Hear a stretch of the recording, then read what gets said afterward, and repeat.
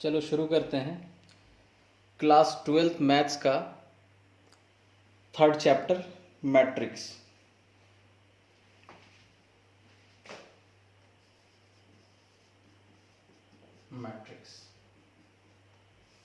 तो मैट्रिक्स क्या होता है, एक एग्जांपल देखो।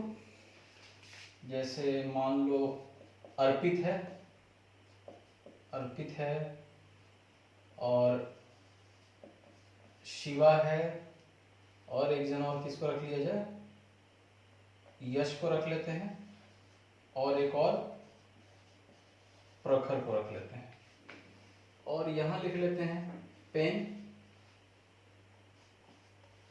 पेंसिल और इधर लिख लिया जाए सपोज बुक।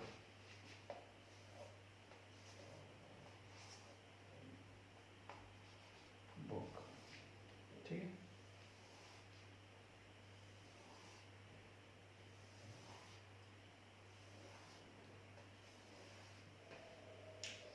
तो मान लीजिए अर्पित के पास 5 पेन है, इसके पास 7 है, इसके पास 3 है, इसके पास 10 है। पेंसिल वैसे ही 1 3 5 9, बुक 17 15 9 11।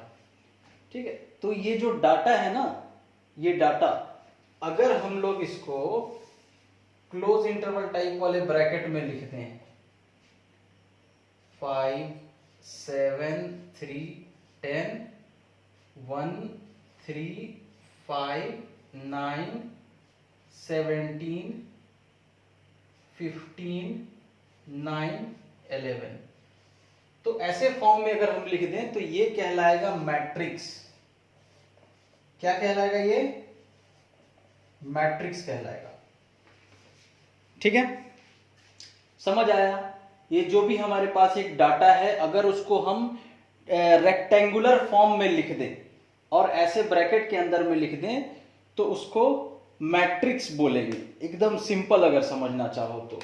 और दूसरी बात, जितना भी हॉरिजॉन्टल लाइन रहेगा जो सोया हुआ है, मतलब जो देखो यहां दो चीजें, एक हॉरिजॉन्टल है और एक वर्टिकल है। तो ये हॉरिजॉन्टल वाले को बोलते हैं रो। ये भी क्या है? रो है। ये भी क्या है? रो है। ये भी क्या है? रो है। ये पहला रो, ये दूसरा रो, ये तीसरा रो, ये चौथा रो, और ये क्या है? कॉलम। कॉलम 1, ये कॉलम 2, ये कॉलम 3। तो वर्टिकल वाले लाइन को कॉलम बोलेंगे, हॉरिजॉन्टल वाले लाइन को रो बोलेंगे। समझ गए? जो भी तुम लोग के पास कुछ डाटा था उसको हम लोग रेक्टेंगुलर फॉर्म में अगर हम लोग लिखें तो उसको क्या बोलेंगे? मैट्रिक्स बोलेंगे। वैसे वाले ब्रैकेट में अगर हम लोग लिख दें, जैसे तुम लोग 2D पढ़े हो, कुछ पॉइंट अगर दे दे, सपोज A 2 3 है, B 0 5 है, C 1 1 है और D 1 5 है। तो इसको भी हम लोग मैट्रिक्स के फॉर्म में लिख सकते हैं। A लिखो, B C D, ये ऐसे ये लिखने की जरूरत नहीं रहेगा। और ऊपर में हम लिख देते हैं कि ये देखो, ये x वाला है, ये y वाला है ना, तो ये x और ये y, तो ये क्या हो जाएगा? 2 3, फिर b वाला 0 5, फिर ये 1 1, फिर ये 1 5। ठीक है। अब यहां मैट्रिक्स समझ गए तुम लोग क्या होता है? एक मिनट, थोड़ा सा टेढ़ा हो गया है।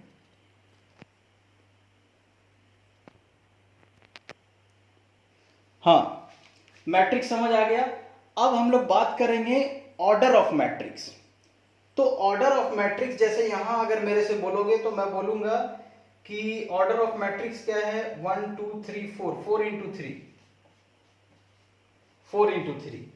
कभी भी ऑर्डर ऑफ मैट्रिक्स लिखा रहे, सपोज लिखा है ये कोई मैट्रिक्स है हमारा और लिखा है m into n, एकदम ध्यान से समझो, कहीं भी कुछ मैट्रिक्स लिखा रहे और m into n लिखा रहे, तो ये m into n क्या है? ऑर्डर है। और साथ में याद रखना, ये m जो है ये रो है, नंबर ऑफ रोज, और n क्या है? Number of columns. तो पहला वाला जो नंबर लिखा रहेगा वो टोटल नंबर ऑफ रोज रहेगा, और दूसरा वाला जो लिखा रहेगा टोटल नंबर ऑफ कॉलम्स रहेगा। और वही कितना रो कितना कॉलम है वो अगर हम बता रहे हैं तो उसी को हम लोग ऑर्डर बोलते हैं। दूसरी बात, जैसे अंदर का जो ये सब 5 7, इसको 5 को क्या बोलेंगे? एलिमेंट बोलेंगे। 1 को क्या बोलेंगे? एलिमेंट बोलेंगे। ये सब अंदर में जो भी लिखा है वो एलिमेंट ऑफ मैट्रिक्स है, या इसी को एंट्री ऑफ मैट्रिक्स बोलेंगे। एलिमेंट ऑफ मैट्रिक्स या एंट्री ऑफ मैट्रिक्स। अब चलो देखते हैं इसका ऑर्डर क्या है। तो इसमें रो कितना है? 1 2 3 4, तो 4 लिख दो यहां। इंटू कॉलम कितना है? 1 और 2, तो ये क्या है? 4 इंटू 2 ऑर्डर का मैट्रिक्स है। समझ आया? अब साथ में एक दो चीज और हम लोग समझते जाएंगे।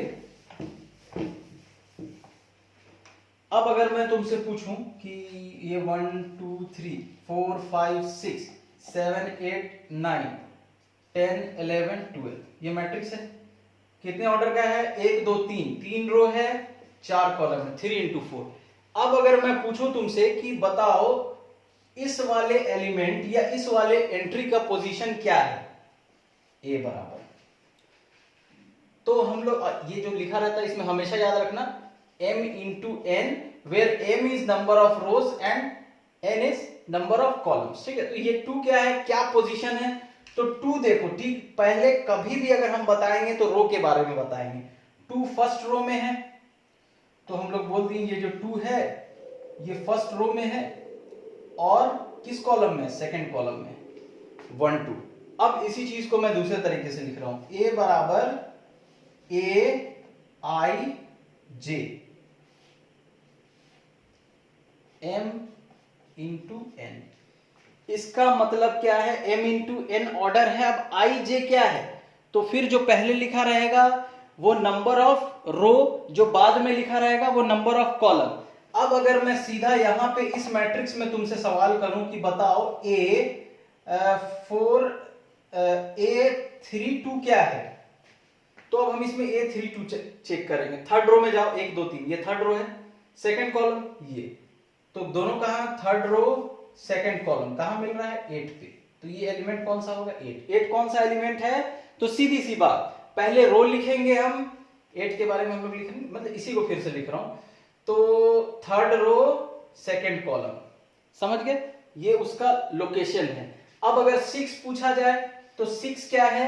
तो देखो 6 कौन सा रो है? सेकंड रो है, तो पहले 2 लिखेंगे। कॉलम कौन सा है? थर्ड कॉलम है, तो 3। तो ये पोजीशन कौन सा है? 2 3 पोजीशन है, ये एलिमेंट का पोजीशन है। ठीक है, अब आगे बढ़ते हैं। अब देखो, मान लो कोई मैट्रिक्स लिखा है A बराबर A11 11 मतलब first row first column, A12 first row second column, A13 first row third column, dot dot dot आगे तक बढ़े तो हमको क्या मिला? A1J। अब J क्या है? J यहाँ पे कोई होगा 3 से बड़ा नंबर ऑफ कॉलम होगा, ये थर्ड कॉलम, ये कोई थर्ड से ज्यादा कॉलम होगा। फिर डॉट डॉट कहां तक पहुंचा दिए हम लोग? A1 एक मिनट, M इंटू एन, तो 1n। ये पहला रो है तो 1 है सब में। देखो कॉलम चेंज हो रहा है, 1 2 3, लास्ट में कौन सा आएगा? टोटल n कॉलम है तो n आएगा। ठीक है, अब दूसरा लिखते हैं, A21 A22 A23 dot dot dot, यहाँ क्या आएगा? A2J dot dot dot A2N। ठीक है, वैसे ये नीचे कहां तक आएगा? तो मान लीजिए कि कोई हमारा I रो है, कहां तक आ गया?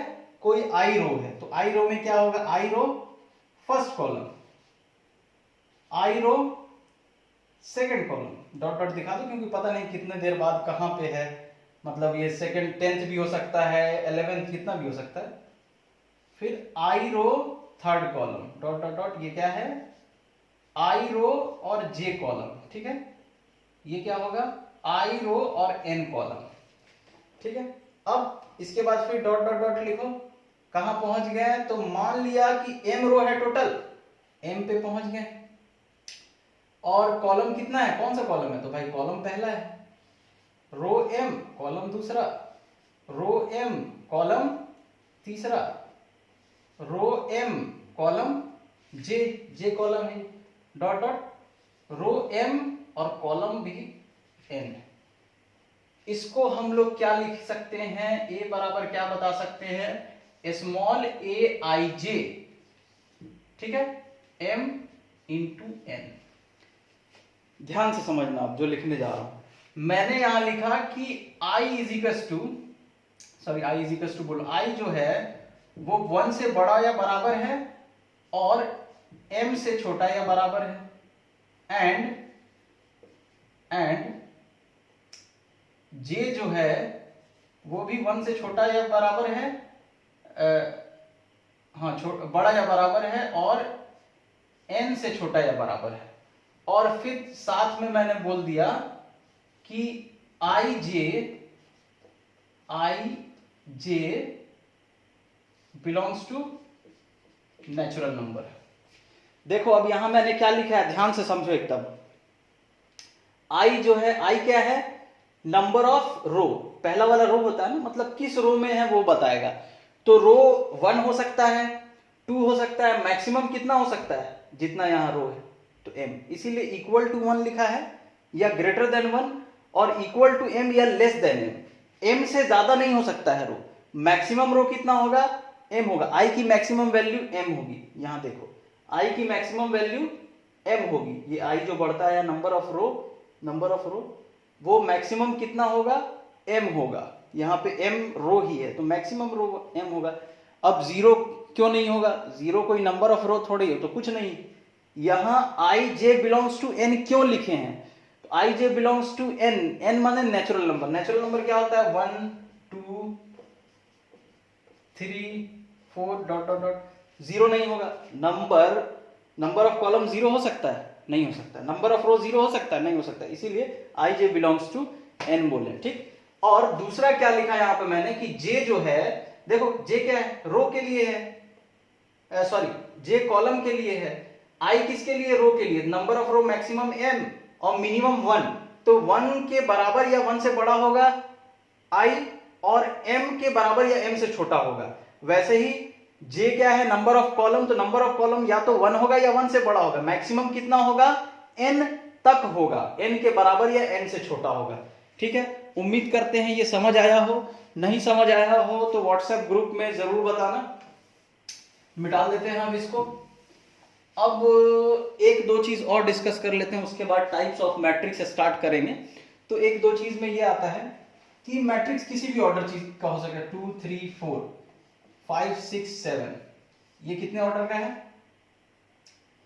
तो बोलोगे तुम ये 2 रो 3 कॉलम। अच्छा, अगर मैं 2 4 5 6 लिख दूं, 2 रो 2 कॉलम, फिर 2 1 5 3 2 8 6 9 4 अगर मैं लिख दूं, तो ये क्या है? 3 रो 3 कॉलम। बस मैं यहां समझाना ये चाहता हूं, ये कैसा दिख रहा है तुमको? स्क्वायर जैसा दिख रहा है? ये सेम स्क्वायर जैसा दिख रहा है। तो इन सब मैट्रिक्स को स्क्वायर मैट्रिक्स बोलते हैं। ये समझाना इसीलिए मैं चाह रहा हूं क्योंकि डायगोनल का जो बात आएगा, अगर हम लोग डायगोनल की बात करेंगे तो वो स्क्वायर मैट्रिक्स में ही आएगा। ये देखो, यहां डायगोनल बन रहा है, यहां भी डायगोनल बन रहा है, सॉरी ये इसमें गलती, यहां कोई डायगोनल नहीं बन रहा है, समझ रहे हो? यहां डायगोनल नहीं बन रहा है, तो डायगोनल स्क्वायर मैट्रिक्स पे होगा। स्क्वायर मैट्रिक्स क्या है, समझ गए लोग? चलो अब आगे बढ़ते हैं। अब देखते हैं types of matrix. Types of matrix, तो टाइप्स ऑफ मैट्रिक्स क्या होगा? सबसे पहला देखते हैं कॉलम मैट्रिक्स। तो कॉलम मैट्रिक्स क्या होगा? डेफिनेशन लिख लेते हैं। अ matrix is said to be a column matrix if it has only one column. ठीक है, अगर किसी मैट्रिक्स के बाद पास सिर्फ एक कॉलम हो तो उसको कॉलम मैट्रिक्स बोलेंगे। एग्जांपल देखो 1 2 3,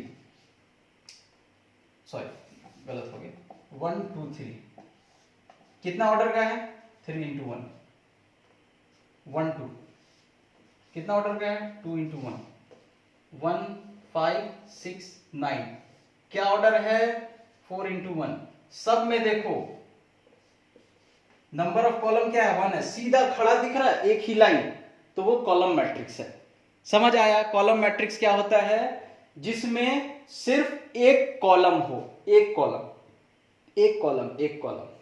अब डिफाइन करते हैं सेकेंड टाइप्स ऑफ मैट्रिक्स में, रो मैट्रिक्स। तो रो मैट्रिक्स को क्या बोलेंगे? A matrix is said to be a row matrix if it has only one row, only one row. अब इसको भी देखो कैसे लिखेंगे इसको, 1 2, तो ये कितना है 1 इंटू 2, फिर 1 2 3 कितना है 1 इंटू 3, 4 6 9 7 ये कितना है 1 इंटू 1 2 3 4 इंटू 4। ठीक है, कितना हो गया 1 इंटू 2, 1 इंटू 3, 1 इंटू 4। सब में रो क्या है 1 है, मतलब एक सीधा सोया हुआ लाइन रहेगा। ठीक है, बहुत लोग बोलते हैं कि कुछ इसमें कॉलम ही नहीं है, नंबर ऑफ कॉलम, तो फिर यहाँ 2 क्यों लिखते हैं, यहाँ 3 क्यों लिखे हैं कॉलम नहीं है, तो यहाँ 4 क्यों लिखे हैं कॉलम नहीं है। तो समझ गए? बहुत लोग ऐसा पढ़ाते हैं, मैं पढ़ा बोल देते हैं कि इसमें जिसमें सिर्फ, बहुत लोग ऐसे डिफाइन करते हैं कि सिर्फ जिसमें रो रहे उसको रो मैट्रिक्स बोलेंगे। तो ऐसा तो कुछ हो नहीं सकता है सिर्फ जिसमें रो रहे, इसीलिए मैं इसको बोलता हूं कि वन रो रहे, बस एक only one row, only one रो। जैसे देखो यहाँ 1 रो से हमको मतलब है कॉलम कितना है उससे मतलब नहीं, 1 रो से मतलब है कॉलम कितना उससे मतलब, 1 रो से मतलब कॉलम कितना उससे मतलब नहीं, बिना कॉलम का तो होगा भी नहीं। तो फिर अगर कॉलम नहीं है तो ऑर्डर कैसे लिखा? समझ गए? Types of matrix. ओके, अब आगे बढ़ते हैं। अब क्या होगा हम लोग का square matrix, square matrix third type square matrix. Square matrix बता दिया है मैंने, 2 इंटू 2 ऑर्डर या 3 इंटू 3 ऑर्डर, स्क्वायर जैसा दिखेगा। 2 5 6 9 A B C D E F 1 2 3, जितना रो उतना कॉलम, जितना रो उतना कॉलम।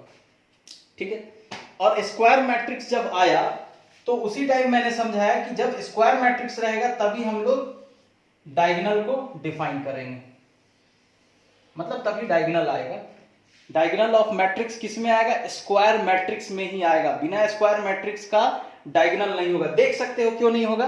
ठीक है, अब हम लोग आगे बढ़ते हैं। अब अगर मैं तुमसे एक चीज दिखा रहा हूं, एकदम प्यार से समझना, अगर मैं पूछूं इसका लोकेशन बताओ, तो ये क्या है? बोलोगे sir first row first column. ठीक है, अगर मैं 9 का पोजीशन पूछूं तो तुम क्या बोलोगे? सर सेकेंड रो है और सेकेंड कॉलम है। ठीक, चलिए अब यहां आते हैं, फर्स्ट रो फर्स्ट कॉलम, ई का मतलब डायगोनल का खाली एलिमेंट की बात कर रहा हूं ना।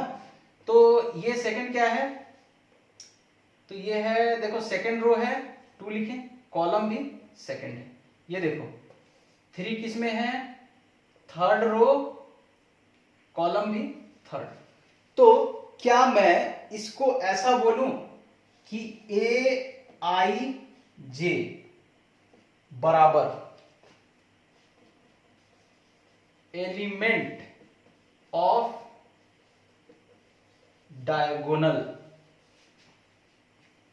ठीक, when I is equals to j only, ये मैं अपने तरफ से लिख के बता रहा हूं।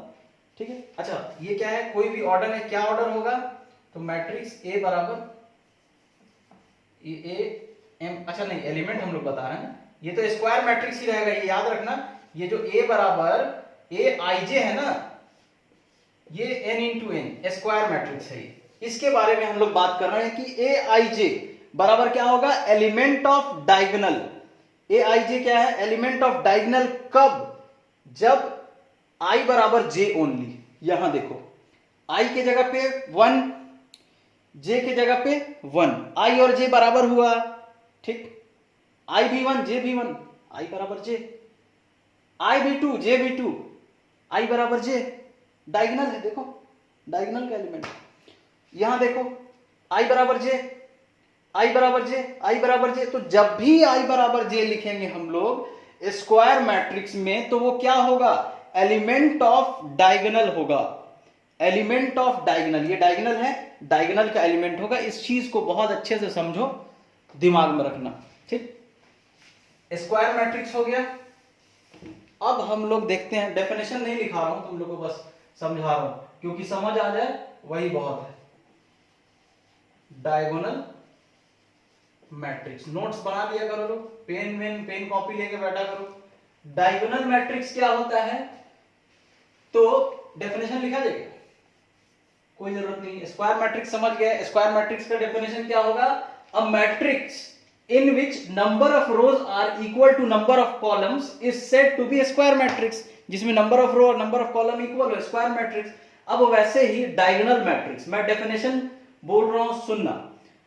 स्क्वायर मैट्रिक्स लिख ही देता हूं। देखो डायगोनल किस में होगा, स्क्वायर मैट्रिक्स में ही होगा, ये पहले मैं समझा चुका हूं।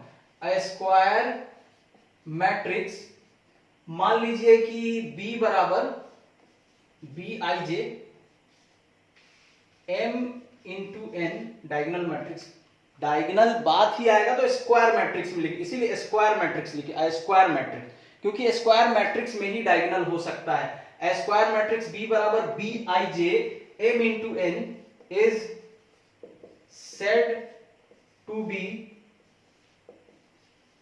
Diagonal matrix if all its non-diagonal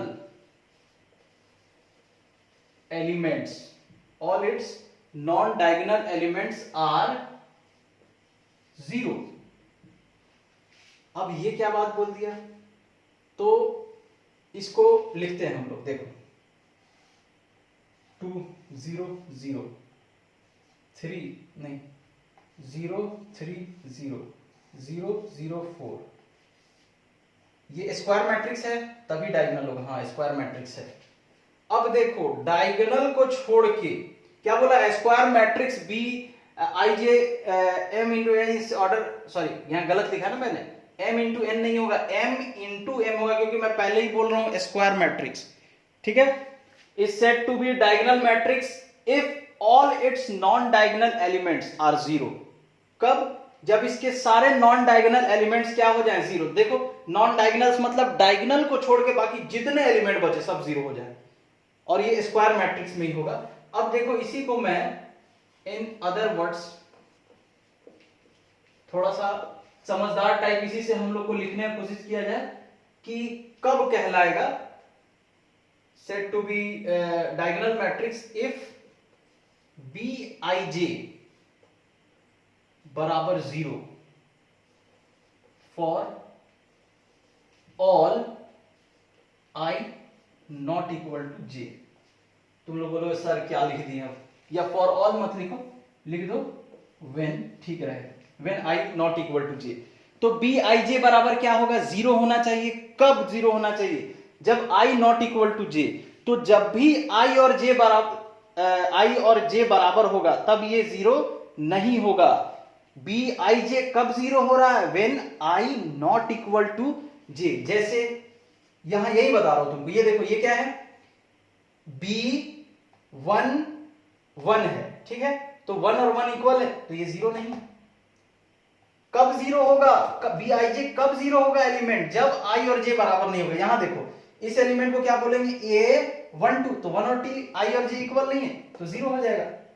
ये क्या है, A13, तो आई और जे इक्वल नहीं है तो ये 0 हो जाएगा। देखो 0 है, सब में रख के देख लो, वैसे ही समझ आया। तो ये एक समझदार तरीके से लिख दी। अब इसके बाद हम लोग का है scalar matrix. Scalar matrix, scalar matrix. Scalar matrix क्या होता है कि जब हमारा square matrix b is said to be diagonal matrix if all its non-diagonal elements are zero and all diagonal elements are equal, मतलब वो डायगोनल मैट्रिक्स ही रहेगा। Diagonal matrix में ही स्केलर मैट्रिक्स आता है, ठीक है। डायगोनल रहेगा मतलब all elements are zero, all non diagonal elements are zero, लेकिन जो डायगोनल वाला जो एलिमेंट सब है ना वो सब इक्वल रहेगा या वो सब कांस्टेंट रहेगा। तो अब इसमें एक साथ में कंडीशन और ऐड करते हैं। इन अदर वर्ड्स क्या लिखेंगे, बी आई जे बराबर जीरो। नहीं समझ आएगा तो मेरे को बताना, जो नहीं, बी आई जे बराबर जीरो। कब कब जीरो होना चाहिए, जब आई नॉट इक्वल टू जे। ये कंडीशन किसके लिए है, ये कंडीशन है डायगोनल मैट्रिक्स होने के लिए। देखो ये कुछ नहीं समझा रहा है, ये क्या समझा रहा है, सारा बी आई जे जीरो होगा, सब बी आई जे जीरो होगा, सब बी आई जे जीरो होगा। फिर से बोल रहा हूं, सब बी आई जे जीरो होगा। I is number of row, J is number of column, सब का सब जीरो होगा। कब, जब भी आई और जे बराबर नहीं होगा। देख लो, A12 sorry A11, A12, A13, इसी बात को अभी समझा रहा हूं, अभी स्केलर नहीं समझा रहा हूं। A13, A21, A22, A23, A31, A32, A33। अब तुम लोग मेरे को देख के बताओ क्या लिखा मैंने। अच्छा ये बी आई जे है ना, बी बना लो, सॉरी बी बना लो, बी बना लो, बी बना लो, B B B B B, ठीक। बी आई जे जीरो होगा, बी आई जे जीरो होगा कब, when I not equal to J. जहां भी आई और जे बराबर नहीं होगा वो जीरो हो जाएगा। यहां आई और जे बराबर है, ठीक है, जीरो नहीं होगा। यहां देखो 1 2, आई और जे बराबर नहीं, सीधा इसको जीरो कर दो। ये देखो आई और जे बराबर नहीं है, सीधा जीरो कर दो। आई और जे बराबर नहीं है, सीधा जीरो कर दो। आई और जे बराबर नहीं है, सीधा जीरो कर दो। आई और जे बराबर नहीं है, सीधा जीरो कर दो। आई और जे बराबर नहीं है, सीधा जीरो कर दो। बस क्या सब जीरो आ गया, क्या बचा, सिर्फ डायगोनल वाला एलिमेंट बचा है ये। तो ये डायगोनल मैट्रिक्स था।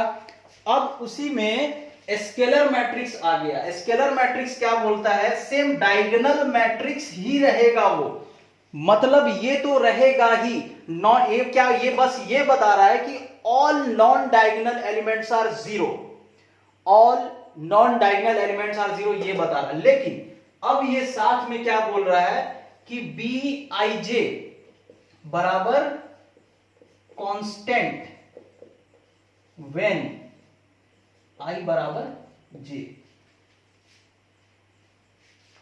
ये तो रहेगा, ये सब जीरो होगा, इन सब के साथ कोई छेड़खानी नहीं होना। लेकिन बी आई जे बराबर कांस्टेंट होगा कब, जब आई और जे बराबर हो। कांस्टेंट माने, कांस्टेंट नहीं समझ आ रहा, सब ऐसा लिख लो, सेम रहेगा, बी आई जे सेम रहेगा, या बी आई जे इक्वल रहेगा, या बी आई जे के रहेगा। समझ आ रहा है, देखो मैं यहां लिख रहा हूं 5 5 5, कांस्टेंट है, सेम है, बी आई जे बराबर कांस्टेंट या के या 5 है। किसके लिए, जब आई बराबर जे है। यहां भी आई जे बराबर है, यहां भी आई जे बराबर है, यहां भी आई जे बराबर है। A11, A22, A33, तो सब के लिए वैल्यू क्या है, सेम है। तो ये कहलाएगा स्केलर मैट्रिक्स, ठीक है। अब आगे बढ़ते हैं। स्केलर मैट्रिक्स हो गया, कितने टाइप हुए, ये पांचवा था स्केलर। पहला था कॉलम मैट्रिक्स, दूसरा था रो मैट्रिक्स, तीसरा था स्क्वायर मैट्रिक्स, और स्क्वायर मैट्रिक्स आने के बाद ही हम लोग को डायगोनल के बारे में पता चला। चौथा था डायगोनल मैट्रिक्स, पांचवा था स्केलर मैट्रिक्स। स्केलर मैट्रिक्स भी डायगोनल मैट्रिक्स है, लेकिन बस उसमें चेंज क्या आता है कि स्केलर मैट्रिक्स में सारे डायगोनल के एलिमेंट कांस्टेंट रहते हैं, सेम रहते हैं। तो बी आई जे बराबर कांस्टेंट, सेम या इक्वल या बराबर के, व्हेन आई बराबर जे। अब आता है इसके बाद आइडेंटिटी मैट्रिक्स। आइडेंटिटी मैट्रिक्स, ठीक है, तो आइडेंटिटी मैट्रिक्स का डेफिनेशन कैसे लिखेंगे? A square matrix B M into N said to be diagonal said to be identity matrix.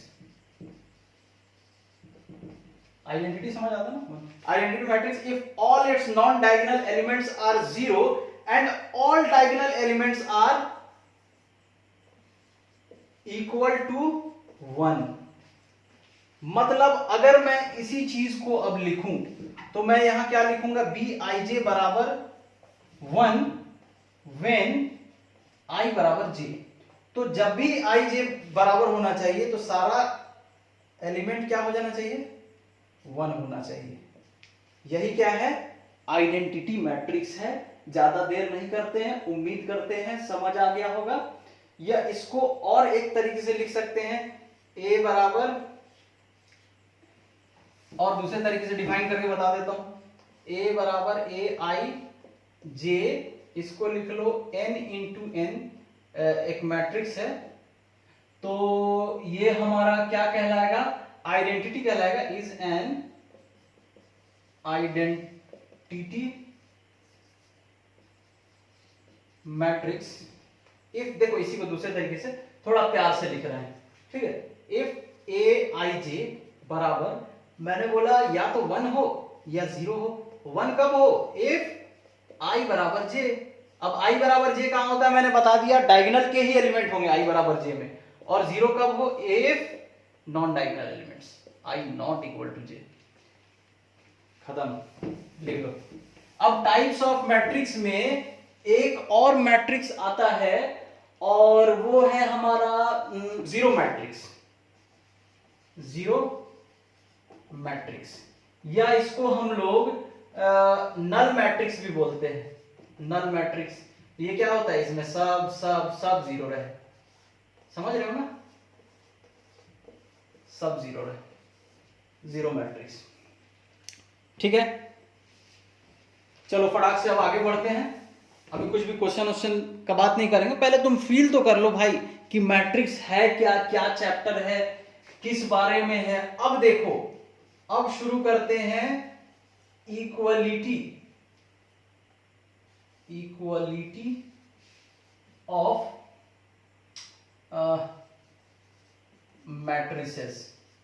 Equality of matrices क्या होता है? अब समझो, two matrix, matrices, matrices A बराबर A I J and B बराबर बी आई जे।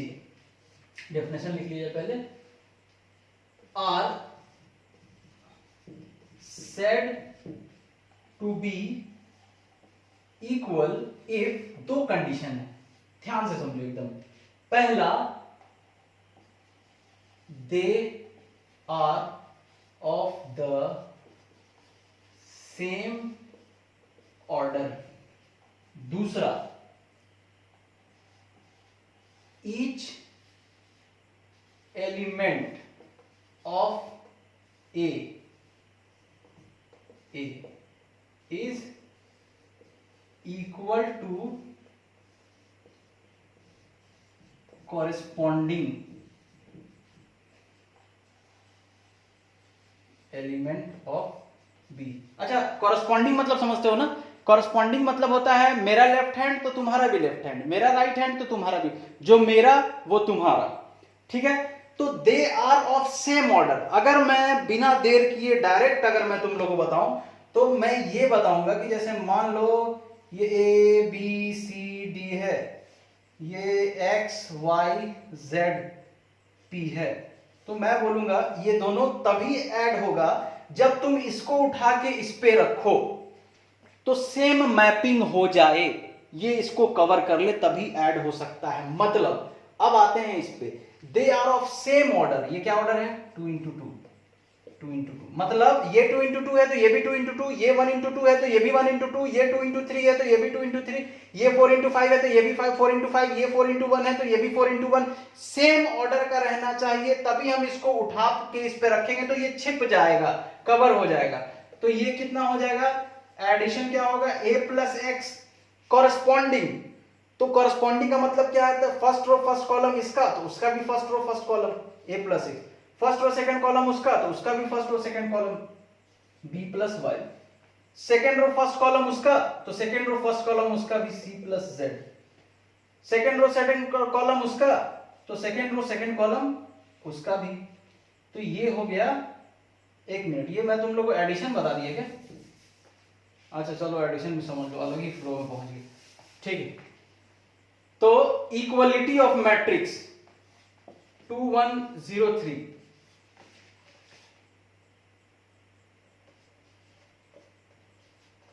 ये कब equal होगा, जब यहां भी 2 रहना चाहिए। देखो सारे कॉरस्पॉन्डिंग एलिमेंट, ये इसके कॉरस्पॉन्डिंग है इक्वल है, ये इसके कॉरस्पॉन्डिंग है इक्वल है, ये इसके कॉरस्पॉन्डिंग इक्वल है, ये इसके कॉरस्पॉन्डिंग इक्वल है।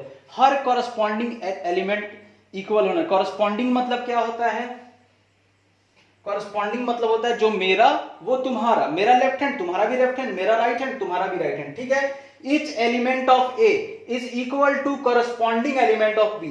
अब अगर मान लो यहां हम इंटरचेंज कर दें, यहां 3 और यहां 2, तो यहां जितना, यहां भी 2 into 2 ऑर्डर है, यहां भी 2 into 2 ऑर्डर है, यहां जितने एलिमेंट है यहां भी इतने एलिमेंट, यहां पे 2130 है, यहां पे भी 2130 है, लेकिन कॉरस्पॉन्डिंग एलिमेंट इक्वल नहीं। इसका फर्स्ट रो फर्स्ट कॉलम 2 है, इसका फर्स्ट रो फर्स्ट कॉलम 3 है, तो ये इक्वल नहीं होगा। इसका सेकंड रो सेकंड कॉलम 3 है और इसका 2 है, तो ये इक्वल नहीं होगा, ये सेम सेम होना चाहिए, तभी दो मैट्रिक्स इक्वल होगा, ठीक है। अब आगे बढ़ते हैं, इक्वलिटी ऑफ मैट्रिक्स हो गया। हम लोग ऐसा बोल सकते हैं इसमें, और अगर थोड़ा सा तुम लोग वैसा वाला में बोलोगे तो तुम लोग बोल सकते हो कि ए आई जे, ये मैट्रिक्स इक्वल होगा कब, जब ए आई जे बराबर क्या हो, B I J for all I comma J, ठीक है।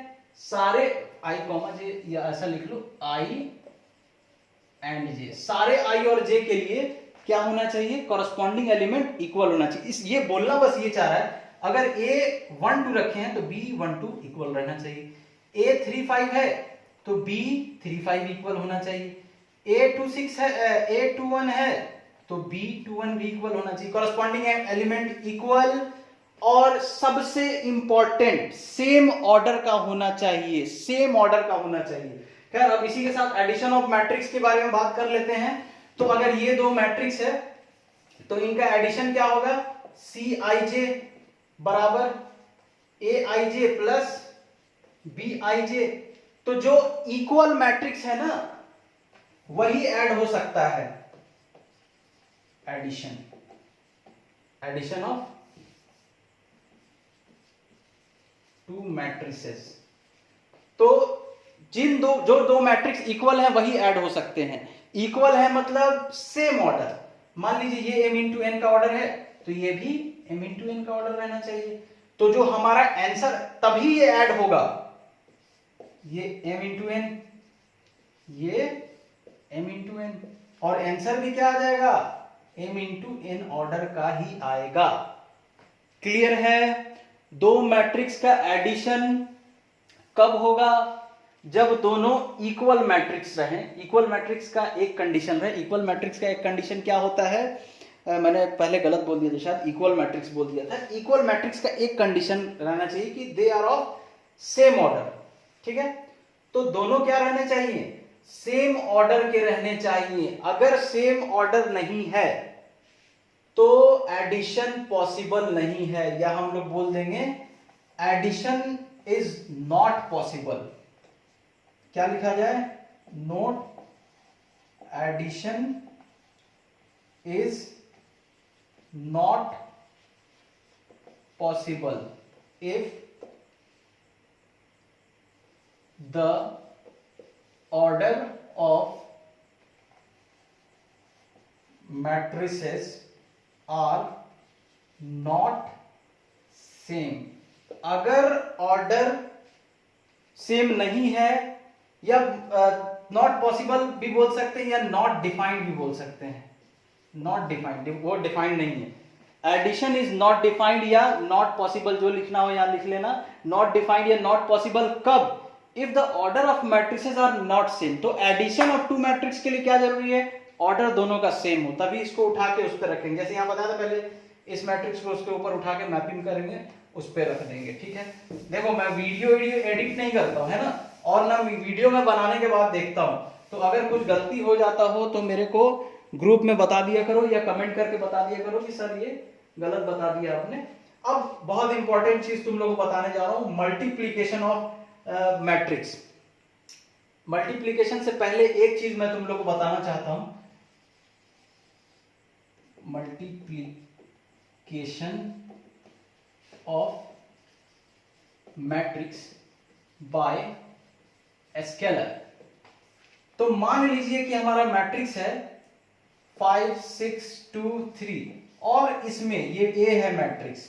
अब ए में हम 5 का इंटू कर देते हैं, 5 इंटू ए या 5a लिखो, तो 5 इंटू 5 2 6 3 इज इक्वल टू हम लोग क्या लिखेंगे, 5 इंटू 5 5 इंटू 6 5 इंटू 2 5 इंटू 3। कुछ ध्यान दिया तुमने, 5 का इंटू हम लोगों ने मैट्रिक्स में किया तो ईच एंड एवरी एलिमेंट में ये स्केलर का मल्टीप्लाई हो गया। ये याद रखना, जो कि डिटरमिनेंट जब तुम लोग पढ़ोगे तो डिटरमिनेंट में ऐसा नहीं होगा। डिटरमिनेंट में 5 का इंटू करोगे तो किसी भी एक रो या किसी भी एक कॉलम में होगा, सब में नहीं होगा। लेकिन मैट्रिक्स में क्या होता है, अगर मैट्रिक्स में तुम किसी नंबर का मल्टीप्लाई कर रहे हो तो वो मैट्रिक्स के पूरे एलिमेंट में उसका मल्टीप्लाई होगा।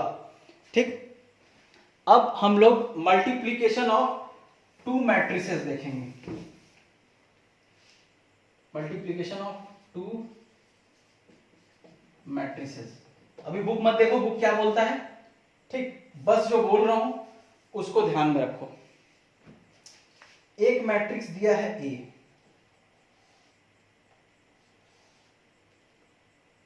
और एक मैट्रिक्स दिया है बी। तो ये क्या है, m इंटू एन ऑर्डर का है, ये क्या होना चाहिए, n इंटू ए ऑर्डर का। मतलब पहले वाले का नंबर ऑफ कॉलम और दूसरे वाले का नंबर ऑफ रो बराबर होना चाहिए। ठीक है, क्या होना चाहिए, बराबर होना चाहिए। इसका नंबर ऑफ कॉलम और इसका नंबर ऑफ रो।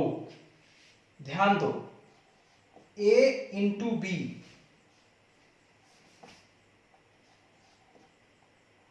ए कोई मैट्रिक्स है a, m इंटू एन, इसका मल्टीप्लाई किस में करना है, मैट्रिक्स बी में, ये कुछ p इंटू क्यू। तो इसको अब मैं लिख रहा हूं ओनली पॉसिबल व्हेन ये और ये इक्वल रहे।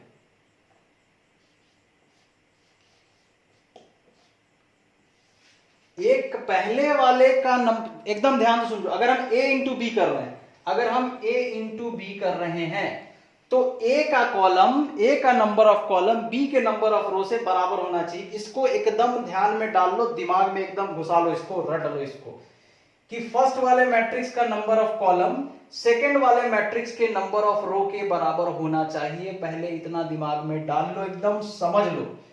नहीं समझ, बार बार वीडियो रिपीट करके देखो, बार बार यही बोलूंगा मैं कि अगर हमको a इंटू बी निकालना है तो पहले वाले का नंबर ऑफ कॉलम और दूसरे वाले का नंबर ऑफ रो सेम होना चाहिए, तभी मल्टीप्लाई होगा, नहीं तो मल्टीप्लाई नहीं होगा।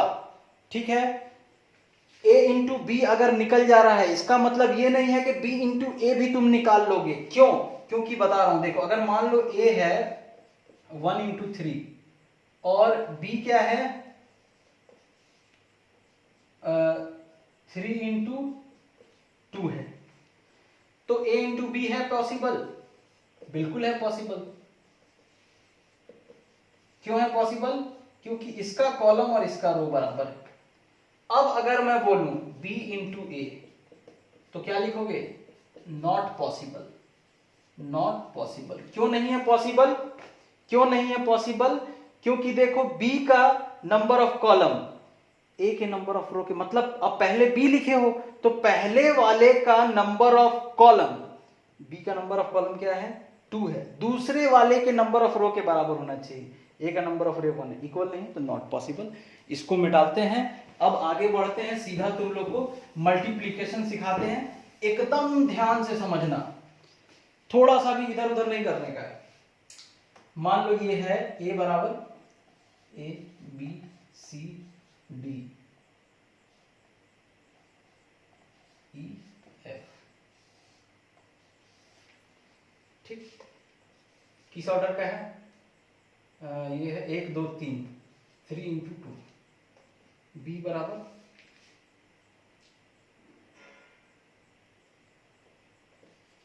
x y z p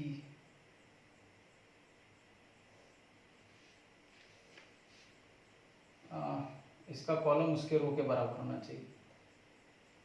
ठीक है, इतना ही रखते हैं। ठीक है, तो ये क्या हो जा रहा है? 2 इंटू 2। देखो इसका नंबर ऑफ कॉलम इसके नंबर ऑफ रो के बराबर है, तो ये पॉसिबल है। अब a इंटू बी देखो, क्या लिखोगे सबसे पहले? a b c d e f। जो टेक्निक सिखा रहे हैं तुम लोग को एकदम ध्यान से समझते जाओ। x y z p, ठीक है। करना क्या, एकदम प्यार से समझो, एकदम प्यार से। ये 3 इंटू 2 है, ये 2 इंटू 2 है, तो ये और ये हमको बराबर चाहिए था, है मतलब हो जाएगा मल्टीप्लाई। अब तुमको क्या करना है कि इसका कॉलम उठाओ और इसके रो पे रख दो, ये कॉलम उठा के इस रो पे रख दो। अब देखो मैं क्या लिखने वाला हूं, इसका कॉलम उठाओ इसके रो पे रखो, तो ये देखो ऐसा उठा के इसको, यहां x है यहां z है, इसको उठाएं ऐसा रखें, तो a पे x आया तो a into x plus b into Z, ठीक। अब इसी को उठा के सेकंड वाले रो पे रखो, सेकंड वाले रो पे रखोगे तो सेकंड रो का एलिमेंट बनेगा। अब इसी को x और z को उठा के यहां रखो, तो c पे गया x, c into x plus d into Z. फिर इसी को उठा के थर्ड वाले पे रखो, तो e into x plus f into Z. अब एक कॉलम को उठा के रखें, अब वैसे ही दूसरे कॉलम को उठा के रखेंगे। इस कॉलम को उठा के देखो, इसके एक एक कॉलम को उठा के इसके एक एक रो पे रखते जाएंगे। अब सवाल ये है कि सर इस कॉलम को अगर हम उठा रहे हैं, इस रो पे रख रहे हैं, तो कहां पे उसको रखेंगे? तो याद रखना कि फर्स्ट मतलब एलिमेंट, ये सब एंट्री कहां लिखे, इधर लिखे ये सब कि इधर लिखे। देखो फर्स्ट कॉलम उठा के फर्स्ट रो पे रखे तो फर्स्ट रो के जगह पे रखे, फर्स्ट कॉलम को उठा के सेकंड रो पे रखे तो सेकंड रो बना, फर्स्ट कॉलम को उठा के थर्ड रो पे बन रखे तो थर्ड रो बना। अब सेकंड कॉलम को उठा के यहां रखो, ये देखो ये y ये p, ये उठा यहां आया तो a पे आया y, b पे आया p, तो क्या हो जाएगा a y plus b p।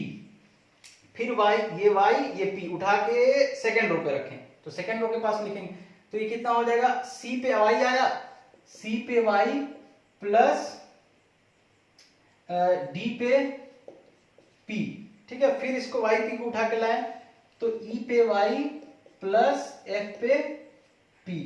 समझ आ गया? अब इसका ऑर्डर क्या है? 3 इंटू 3 रो 2 कॉलम, ये से 3 इंटू 2 आ जाता है। समझ आया? नहीं समझ आया होगा तो मेरे को कमेंट करके बताना, फिर नेक्स्ट वीडियो में हम लोग उसको देखेंगे। अभी हम लोग यहीं तक रहने देते हैं। बस यही बोलूंगा मैं कि अगर हम a इंटू बी यहां निकालनी है, अब यहां तुम b इंटू ए की बात करो तो हमको देखना होगा कि b का क्या ऑर्डर है। तो भाई b का ऑर्डर 2 इंटू 2 है, a का ऑर्डर क्या है? 3 इंटू 2।